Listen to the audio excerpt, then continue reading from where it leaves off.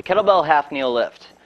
With this exercise, we like to use this one as one of our base levels on teaching the inline lunge. We want to make sure Pamela is going to have good stability in this 90-90 position, which we're going to be doing our exercise, our split squats, and our lunges from. So we want to make sure we have stability before we start to add dynamic motion.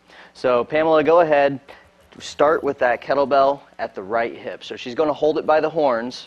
We're going to, as you notice, I have the leg out wide to start. She's going to have more stability in this position. I'm going to coach Pamela through a couple reps, but then I'm going to change the dynamics of this exercise by decreasing stability by moving this leg more to the inline position. So let's start at that right hip. We've got some thoracic rotation going on. Now I want you to breathe out. You're going to punch it up here to your left shoulder.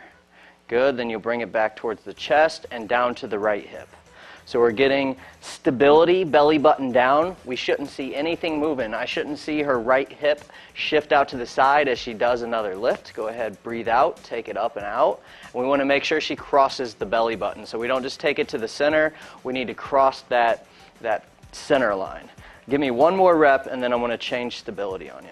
So we're going to rotate up and out, looking at this right hip. So now let's go ahead, start to bring the left knee in towards the center. We're going to go through a couple reps here. Now there's more of a stability demand on the body because the base of support is narrowed. So again, taking it from the right hip, I'm just going to be here to make sure this hip stays in. Okay. And you can see there's a little more challenge to complete this exercise. Good.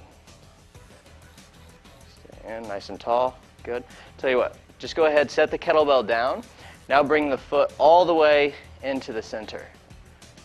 We can start with just a hold in this position to where she'd be able to hold that kettlebell, and if she was able to hold in a nice stable position, then we can start going through the lift. So this basically working wide all the way to the inline, decreasing that base of support, making more stability demands is a great way to start to progress and learn the inline lunge pattern.